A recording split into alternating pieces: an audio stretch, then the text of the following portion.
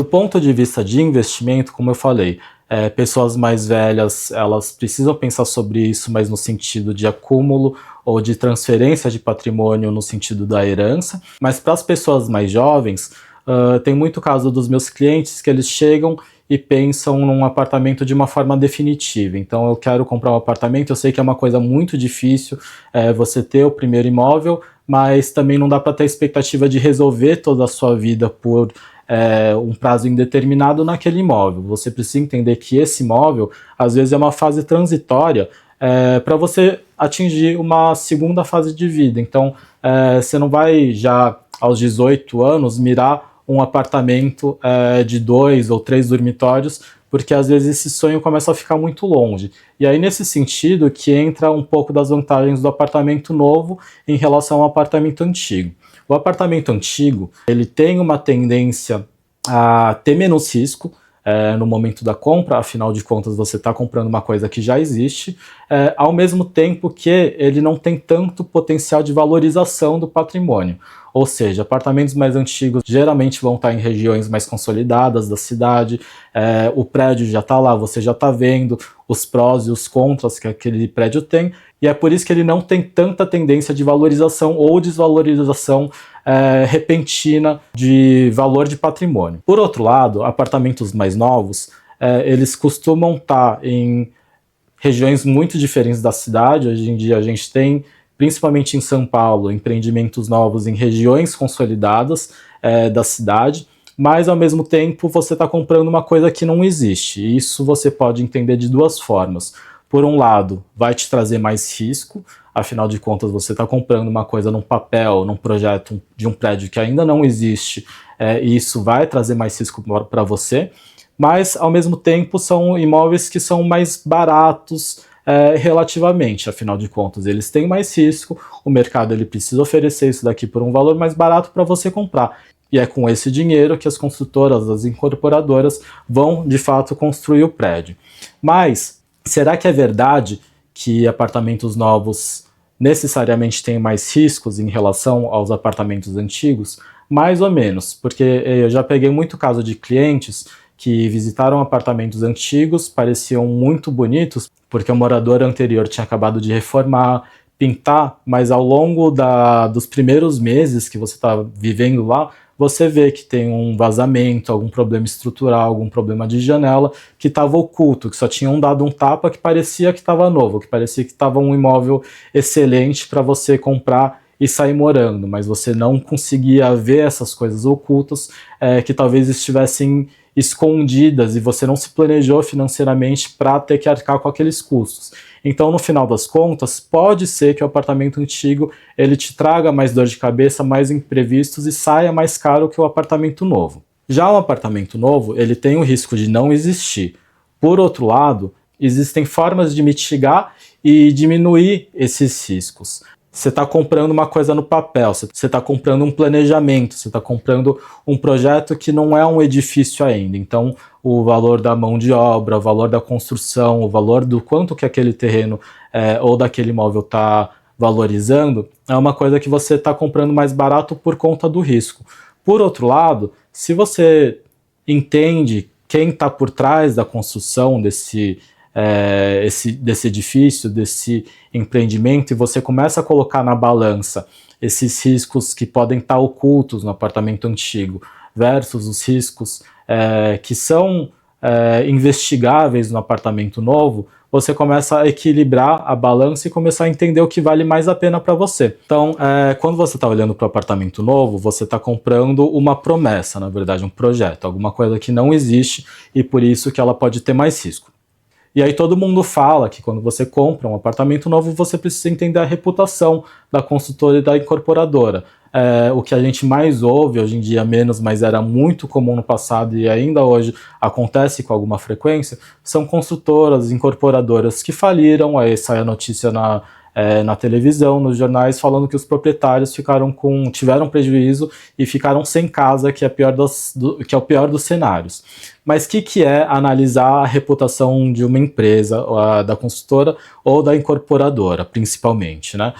Você pode olhar para o tempo de quanto tempo essa incorporadora existe, quais estados ela atua, quantos empreendimentos do mesmo tipo ou de outros tipos ela já entregou. Então, se for uma incorporadora que ela já tem uma reputação de muito tempo, área de atuação em vários estados, muitas obras finalizadas, já tem gente morando nas coisas que ela construiu, aí você consegue ver a reputação da empresa, se tem muita reclamação, se não tem muita reclamação, e a partir disso você consegue equilibrar esses riscos. Então, resumindo esse ponto dos riscos, um apartamento antigo, teoricamente ele tem menos riscos, porque o prédio já está pronto, mas tem muitas outras coisas que podem estar ocultas, que podem te trazer um prejuízo, uma dor de cabeça enorme.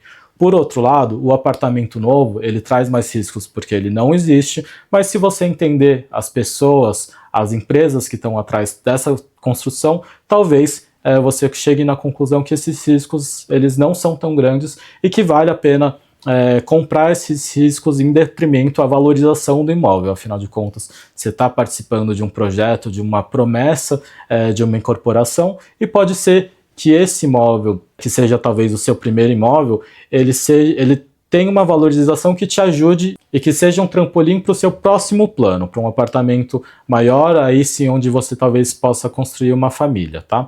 Então, apartamentos antigos são mais estáticos, não vai mudar muita coisa, pelo menos essa tendência. Por outro lado, apartamentos novos, além de serem uma moradia que você vai ficar, eles também podem ser um trampolim ou uma ajuda para você chegar em lugares mais longe na sua vida ou no seu planejamento.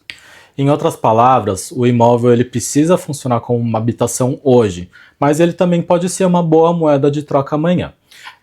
Falei um pouco de apartamentos novos, apartamentos antigos, e agora vamos falar para quem quer comprar um apartamento para investimento. Então, não necessariamente para você morar, mas para pensando nessa coisa de ser um trampolim de acúmulo de patrimônio para você conseguir as outras coisas que você quer na vida, às vezes comprar um imóvel na planta, pensando na valorização para você ter mais patrimônio, acumular mais renda, ser uma renda extra, é uma boa opção.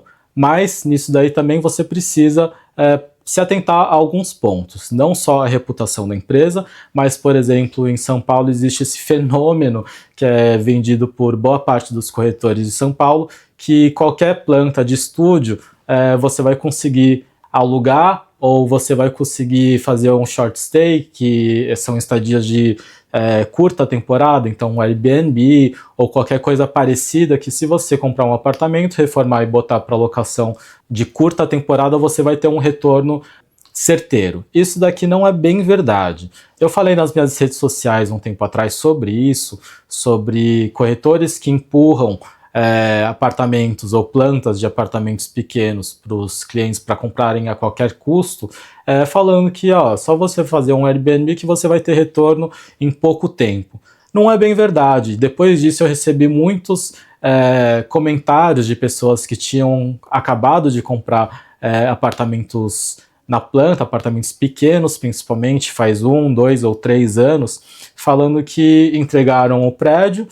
Eu comprei pensando em botar para Airbnb ou qualquer coisa assim, ou comprei pensando em morar um tempo e depois botar para Airbnb, mas acontece que no meio do caminho, ou logo na primeira reunião de condomínio, foi proibido fazer Airbnb no prédio. Porque pensa, se você também é um morador daquele prédio e tem um monte de gente que você não conhece chegando naquele prédio, é uma coisa que traz uma sensação de insegurança, principalmente em São Paulo, e também é uma coisa que começa a ficar injusta, porque uma portaria para servir uma torre de residência, um grupo de apartamentos de pessoas que moram lá, ele tem uma carga de trabalho. Agora, o porteiro que precisa virar quase que um recepcionista de um hotel é outra carga de trabalho. Então, essa coisa de, vou comprar um apartamento para reformar com o mínimo possível, para botar para alugar, nem sempre é um retorno seguro. Porque, como eu falei, pode ser que proíbam o Airbnb de uma hora para outra. Então, como que a gente certifica para que esse investimento tenha mais segurança? Por exemplo, nesse empreendimento que eu estou, que é o RIT da OR, as portarias de apartamentos que vão ser destinados a investimento, que é Airbnb, short stay, ele tem uma portaria separada da portaria do acesso dos moradores. Então isso daqui já está pensado desde o planejamento do empreendimento, de forma que não vai ter conflito entre os moradores e as pessoas que morarem aqui de short stay. Investir é ótimo, mas investir sem entender as regras, os riscos, é pedir para perder dinheiro. E aí você vai estar jogando fora um patrimônio que você suou para juntar, para comprar o seu primeiro imóvel, para comprar um imóvel para te dar mais renda extra, e no final das contas você vai ter prejuízo. Outro assunto importante, que eu estou falando de apartamentos novos e apartamentos antigos. Mas quando a gente fala em apartamentos novos, também existem fases de um apartamento novo. Existe a fase onde ele não foi construído, existe a fase onde ele está em construção, existe a fase onde ele foi recém-construído. E, obviamente, quanto mais avançada nesses períodos, mais caro tende a custar o apartamento, tá? Então, no caso do REIT, onde a gente está agora em agosto de 2025, ele não entrou num período de construção, ou seja, ele está com os custos-benefícios mais atraentes. O próximo passo é a construção, e depois de construído, obviamente, como os riscos diminuem, o valor do apartamento tende a aumentar também. Então tem muita gente que comprou apartamento na planta para já vender, mesmo sem reformar, assim que o prédio é concluído, porque existe um potencial de retorno, de investimento, de valorização muito grande aí, principalmente em regiões mais consolidadas ou que são mais atraentes numa localização da cidade, do bairro, como a gente está aqui no REIT.